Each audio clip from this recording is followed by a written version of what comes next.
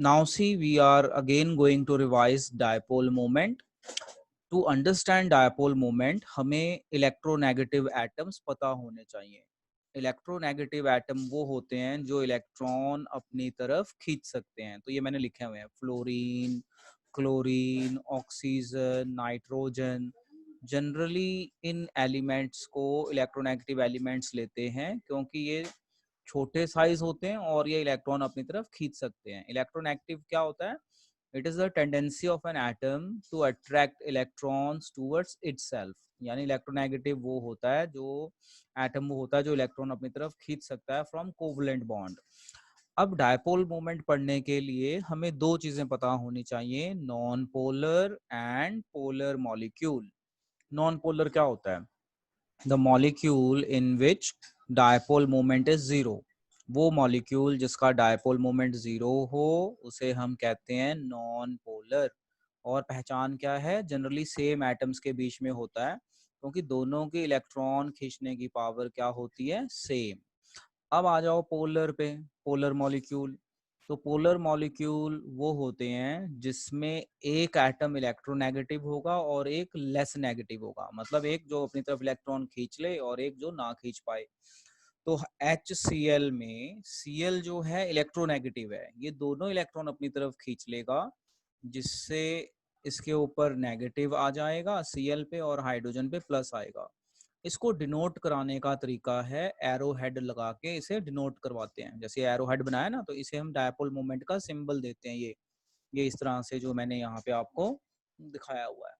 यानी आप ऐसे समझ लो, एक आप एरो लगाओ और एरो के एंड पे प्लस का निशान बना दो.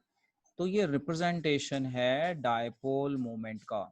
ये डायपोल का रिप्रेजेंटेशन है जो हमने यहाँ पे दिखाया है.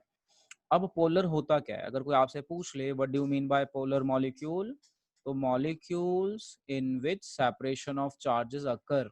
Molecule in which separation of charges occur, उसे हम कहते हैं पोलर मॉलिक्यूल. अब यहाँ पे एक क्वेश्चन और बनता है, डिफाइन डायपोल मोमेंट. तो आपसे अगर कोई पूछे भाई डेफिनेशन दो डायपोल मोमेंट की, तो डेफिनेशन है it is equal to product of charge and separation of distance between them. जैसे चार्ज कितना है और इलेक्ट्रॉन किधर की तरफ शिफ्ट हुआ है, वो डिस्टेंस हो गया. तो if I ask you what is dipole moment, तो you will say U is equal to E into D. E is charge, D is distance. Definition: it is a product of charge and separation of distance between them. Unit होती है debye. What is the unit of dipole moment? Debye, denoted by Debye. capital D. Yes. और जैसे इसकी unit charge की unit coulomb है, distance की unit metre है, तो what is one debye? One debye is equal to one coulomb into one metre. So it's a simple thing which you can learn. Okay Ankit, अब आप बताइए what is dipole moment. Definition क्या बनेगी dipole moment? It is the product of charge हाँ and separation हाँ, of distance between them. yes, product of charge and separation of distance Distance between between them them. called अपना Dipole moment. dipole moment. Okay. हाँ, now see I am now showing you the note. एक तरह की बेटा हम revision कर रहे हैं जिससे हमें डायपोल मोमेंट का कंसेप्ट समझ में आ जाए. तो जब भी कभी हमें डायपोल से रिलेटेड क्वेश्चन करने पड़ेंगे, तो उन क्वेश्चंस को हमने कैसे करना है? जब भी कोई डायपोल से रिलेटेड क्वेश्चन आए तो हम बनाएंगे स्ट्रक्चर बनाने के बाद इस तरह से डायपोल दिखाएंगे. अगर अकेला मॉलिक्यूल है तो अकेला डायपोल बनेगा और पोलर हो जाएगा. मान लो मॉलिक्यूल में डायपोल्स की अरेंजमेंट इस तरह से आती है ऑपोजिट या इस तरह से, तो इन दोनों केसेस को ना कैंसलिंग केस कहते हैं. और यहाँ पे डायपोल मोमेंट आपका हो जाएगा जीरो. Take care. अगर इस तरह से आ जाए, कोई मॉलिक्यूल टेढ़ा हो जाए, तो उसमें हम रिजल्टेंट ले लेंगे, और जब रिजल्टेंट लोगे तो वो जीरो के बराबर नहीं होगा, तो वो पोलर हो जाएगा. अब हम एक एग्जांपल फिर से देख लेते हैं which we had already done. In CO2 molecule CO bond अगर इज सर ऐसे ही पोलर. थर्ड वाले में, हाँ बोलो, थर्ड वाले में. सर थर्ड वाले में अगर वो बाहर को जा रहे हैं तो भी वो होगा. बेटा ये तो मैंने ना एक रैंडम एग्जांपल दी है, बाकी तो जब हम मॉलिक्यूल देखेंगे ना, तो मॉलिक्यूल में वो किस तरह जा रहे हैं वो ओके देखना सर. है.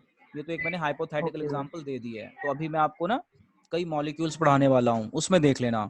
तो यहाँ पे सिर्फ मैं ये बताना चाहता हूँ कि जैसे हम वेक्टर एडिशन पढ़ते हैं ना, तो उस तरीके से ही है, या सब्ट्रैक्शन करोगे। तो ये एक मैंने आइडिया दिया है कि जैसे सेकंड केस अगर ऐसा हो तो कंप्लीट कैंसलिंग है, बट अगर थोड़ा टेढ़ा हो जाए तो हमें देखना पड़ेगा वो किस सेगमेंट में जा रहा है, एडिशन में जा रहा है, सब्ट्रैक्शन में जा रहा है, तो उसका उस हिसाब से रिजल्टेंट लेंगे। अभी हमारे कुछ क्वेश्चंस आएंगे तो you would be able to understand. सबसे पहले CO2 देखते हैं। In CO2 molecule CO bond is polar but CO2 is non polar. तो बड़ा इंटरेस्टिंग क्वेश्चन है। तो सबसे पहले हम बनाएंगे स्ट्रक्चर। बनाई हमने स्ट्रक्चर। कार्बन और ऑक्सीजन में ऑक्सीजन के इलेक्ट्रॉन खींचने की पावर ज्यादा है, तो एरो ऑक्सीजन की तरफ। फिर दूसरी साइड भी ऐसा ही हुआ, और एरो ऑक्सीजन की तरफ। अब अगर आप इसे कंपेयर करो तो ये और ये एक दूसरे को कैंसिल कर रहे हैं, फर्स्ट केस में आ रहे हैं, तो इसका डायपोल मोमेंट 0 हो गया। अब इसका आंसर कैसे लिखेंगे पेपर में? तो पेपर में आप पहले स्ट्रक्चर बनाएंगे। स्ट्रक्चर बनाने के बाद आप लिखेंगे इन CO2 CO bond is polar, कि CO2 में CO बॉन्ड पोलर है। बट इन CO2, मतलब अगर हम पूरा CO देखें, अगर हम सिर्फ इतना देखें, देखो अगर हम सिर्फ इतना देखें तो पोलर है, बट अगर हम इसको पूरा देखें तो एक दूसरे को कैंसिल कर रहे हैं। तो but in CO2 molecule dipoles are showing complete cancelling effect, hence dipole moment is 0 and molecule is non-polar. Just revise it. Now see, our next this question is BF3 is non-polar. Why? बड़ा ही अच्छा question है कि BF3 जो है वो non polar है, क्यों है? तो सबसे पहली चीज है कि हमने स्ट्रक्चर बनाना है। स्ट्रक्चर बना ली। स्ट्रक्चर बना के मैंने इसको थोड़ा सा और डिजाइन से बना दिया ताकि मैं समझा पाऊँ, रिजल्टेंट ले पाऊँ। तो देखो आदित्य, आप जो क्वेश्चन पूछ रहे थे ना कि अगर टेढ़ा हो या बाहर को हो, तो वो मॉलिक्यूल पे डिपेंड करता है। जैसे अब ये पर्टिकुलर मॉलिक्यूल आया, तो इस पर्टिकुलर मॉलिक्यूल में इस तरह से हम बात कर रहे हैं। इसमें हम क्या बोलेंगे?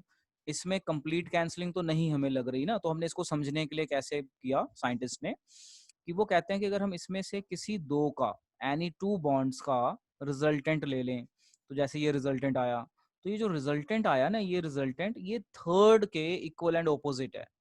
लो, तो ये है आंसर कि in BF3 molecule is non polar. Why? तो इसका आंसर है because in BF3 molecule if we take resultant dipole of any two bonds, मतलब किसी भी दो का आप ले लो, चाहे ये दो ले लो, चाहे ये दो ले लो, तो जब आप उसका रिजल्टेंट लेंगे तो रिजल्टेंट जो है थर्ड के इक्वल एंड ऑपोजिट आ रहा है, यानी दो बॉन्ड का रिजल्टेंट थर्ड के इक्वल एंड ऑपोजिट आ रहा है, इसलिए वो कंप्लीट कैंसिल करेगा और डायपोल मोमेंट हो जाएगी आपकी 0। So just take care and this molecule will become non polar. Okay ji, तो हमें ये चीज समझ में आ गई। अब हम चलते हैं आगे। Now write down this question in your copy. तो ये मैंने ना कल आपको इसका लिंक, ये वीडियो भी भेजी थी और मैंने बोला था नोट्स बना लेना। तो अब ये क्वेश्चन बहुत बहुत इंटरेस्टिंग है। Just try to understand this question and write in your copy. देखो क्वेश्चन है, which out of NH3 and NF3 has higher dipole moment and why? बेटा आप लोग ध्यान से सुनना, अब ये क्वेश्चन कैसे है। कहता है which out of NH3 and NF3 has higher dipole moment why? तो सबसे पहला काम है हमारा स्ट्रक्चर बनाना। तो हमने स्ट्रक्चर बनाई। स्ट्रक्चर में एक एक लोन पेयर आया, देखो ध्यान से, यहाँ पे भी लोन पेयर है। मैं इस यहाँ पे लोन पेयर को ना रेड बैलून से ऐसे दिखा देता हूँ, तो ये इस तरह से दिखाने का तरीका है। अब हाइड्रोजन और नाइट्रोजन में नाइट्रोजन अपनी तरफ इलेक्ट्रॉन खींचेगा तो डायपोल इस साइड में चले जाएंगे, और अगर नाइट्रोजन और फ्लोरीन है ना, तो फ्लोरीन अपनी तरफ खींचता है इलेक्ट्रॉन। ध्यान रखना, नाइट्रोजन और फ्लोरीन आ जाए ना तो फ्लोरीन अपनी तरफ खींचेगा। अब आप इस मॉलिक्यूल को और इस मॉलिक्यूल को ध्यान से देखो। यहाँ पे अगर आप देखोगे ना, तो यहाँ पे डायपोल्स का वेक्टर एडिशन हो रहा है। डायपोल्स का एडिशन इफेक्ट नजर आ रहा है आपको कि they are going towards centre, क्योंकि बिल्कुल सीधे तो है नहीं कि कैंसिल हो जाए, तो they are going towards centre. अगर आप इस मॉलिक्यूल को देखो, NF3 को, तो यहाँ पे क्या आ रहा है? यहाँ पे जो आपके डायपोल्स हैं ये सबट्रैक्शन इफेक्ट दिखा रहे हैं, क्योंकि एक दूसरे से अवे जा रहे हैं। तो एक दूसरे से अवे जाएंगे तो they are nearly showing subtraction effect. तो नियरली सबट्रैक्शन इफेक्ट दिखा रहे हैं। तो अब देखो एडिशन में क्या होगा कि आपका जो है ऐड इफेक्ट आएगा, यहाँ पे सबट्रैक्शन इफेक्ट आएगा। तो ऑब्वियसली अगर ऐड होगा तो जो डायपोल मोमेंट है वो NH3 का ज्यादा हो जाएगा क्योंकि ऐड करके आ रहा है, एडिशन इफेक्ट आ रहा है, ये सब्ट्रैक्शन से आ रहा है, तो dipole moment of NH3 is more than NF3। अच्छा, जब आप इसी क्वेश्चन को अपनी बुक्स में देखोगे तो उन्होंने ना वैल्यूज दी हुई हैं कि नाइट्रोजन की इलेक्ट्रोनेगेटिविटी इतनी होती है, हाइड्रोजन की इतनी होती है, फ्लोरीन की इतनी होती है। तो वो बेटा रट्टा लगाने वाला काम है, वो बहुत डिफिकल्ट होता है। तो मैं बच्चों को हमेशा मना करता हूँ, मैं कहता हूँ इस तरह से सिंपल तरीके से करो। आप इस तरह से स्ट्रक्चर बनाओ, स्ट्रक्चर बनाने के बाद डायपोल्स दिखाओ, फिर इस तरह से थ्योरी लिखो। थ्योरी में देखो क्या लिखा है, as shown in structure NH3 molecule shows addition of dipoles, whereas in NF3 dipoles are showing subtraction effect. Hence dipole moment of NH3 is greater than dipole moment of NF3। बहुत ही interesting question है, बहुत बहुत interesting question. लो जी, आप इसे note कर लो और याद कर लो। अब हम चलते हैं अगले क्वेश्चन पे। It was a very interesting question. Now see this question. Now write this question in your copy, then I will make you understand. Very important question. Just try to understand this question. See in this question what they are telling. Question में कह रहा है why CO2 is linear whereas SO2 is not linear। तो मैंने आपको बताया, जो हमारा कभी भी कोई क्वेश्चन आए ना रिलेटेड टू एनी मॉलिक्यूल, तो हमने सबसे पहले स्ट्रक्चर बनानी है। और स्ट्रक्चर कैसे बनानी है, अपने माइंड में वो रिकॉल करना है शेप वाला।